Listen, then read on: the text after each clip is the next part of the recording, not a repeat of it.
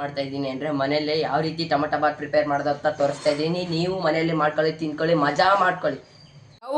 Stove ಹಚ್ಕೊಂಡಾದ್ಮೇಲೆ ಒಂದು ಪಾತ್ರೆ ಇಡಿ. ಪಾತ್ರೆ ಇಟ್ಟಾದ್ಮೇಲೆ ಧನಿಯಾ ಹಾಕ್ಕೊಳ್ಳಿ. ಧನಿಯಾ ಹಾಕೊಂಡ್ಬಿಟ್ಟು ನೀಟಾಗಿ ಹುರ್ಕೊಳ್ಳಿ. ಒಂದು ಫ್ಲೇವರ್ ಕಿಕ್ ಹತ್ಬೇಕು ಗುರು ತಿಂದರೆ. ಅದಾದಮೇಲೆ ಬ್ಯಾಡ್ಗಿ ಮೆಣಸಿನ್ಕಾಯಿ ಹಾಕ್ಕೊಳ್ಳಿ, ಅದನ್ನು ಫ್ರೈ ಮಾಡಿ. ಮತ್ತು ನೆಕ್ಸ್ಟು ಶುಂಠಿ ಮತ್ತು ಬೆಳ್ಳುಳ್ಳಿ ಹಾಕ್ಕೊಳ್ಳಿ. ನಾನು ಬೆಳ್ಳುಳ್ಳಿ ಶುಂಠಿ ಎರಡನ್ನೂ ಹಾಕ್ಬಿಟ್ಟು ನೀಟಾಗಿ ಫ್ರೈ ಮಾಡಿದೆ.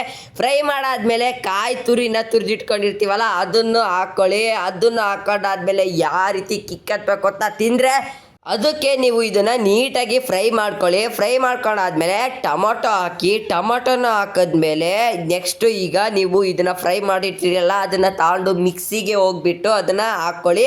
ಮಿಕ್ಸಿಗೆ ಹಾಕೊಂಬಿಟ್ಟು ಅದನ್ನು ನೀಟಾಗಿ ನೈಸಾಗಿ ರುಬ್ಕೊಳ್ಳಿ. ನಾನು ನೋಡಿ ಇಲ್ಲಿ ಮಿಕ್ಸಿಗೆ ಹಾಕೊತಾ ಇದ್ದೀನಿ. ಮಿಕ್ಸಿಗೆ ಹಾಕ್ಬಿಟ್ಟು ನೀಟಾಗಿ ನೈಸಾಗಿ ರುಬ್ಕೊಂಡ್ಬಿಟ್ಟು ಕೆಲವೊಬ್ರು ಎಲ್ಲರೂ ಮಸಾಲ ಹಾಕ್ಬಿಟ್ಟು ಮಾಡ್ತಾರೆ. ನಾನು ಅವೆಲ್ಲ ಏನೂ ಹಾಕಿಲ್ಲ. ಚೆನ್ನಾಗಿ ಬರಲಿ ಟೊಮೊಟೊ ಬಾತು ಅಂತ ನೀಟಾಗಿ ರುಬ್ಕೊಂಡ್ಬಿಟ್ಟು ಈಗ ಟೊಮೊಟೊ ಬಾತ್ ಯಾವ ರೀತಿ ಪ್ರಿಪೇರ್ ಮಾಡೋದು ನೋಡೋಣ. ಗೋಡಂಬಿ, ಜೀರಿಗೆ, ಸ್ಟಾರು ಮತ್ತು ಚಕ್ಕೆ ಮತ್ತು ಪಲಾವ್ ಎಲೆ ಮತ್ತು ಏಲಕ್ಕಿ ಹಾಕ್ಕೊಳ್ಳಿ.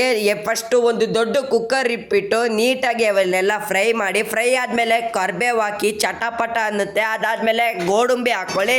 ಬೇಕಾದ್ರೆ ಸ್ಕಿಪ್ ಮಾಡಿ. ನಾನಿಲ್ಲಿ ಗೋಡಂಬಿ ಹಾಕ್ಕೊತಾ ಇದ್ದೀನಿ. ಗೋಡಂಬಿ ಹಾಕ್ಕೊಂಡ್ಬಿಟ್ಟು ನೀಟಾಗಿ ಫ್ರೈ ಮಾಡ್ತಾ ಇದ್ದೀನಿ.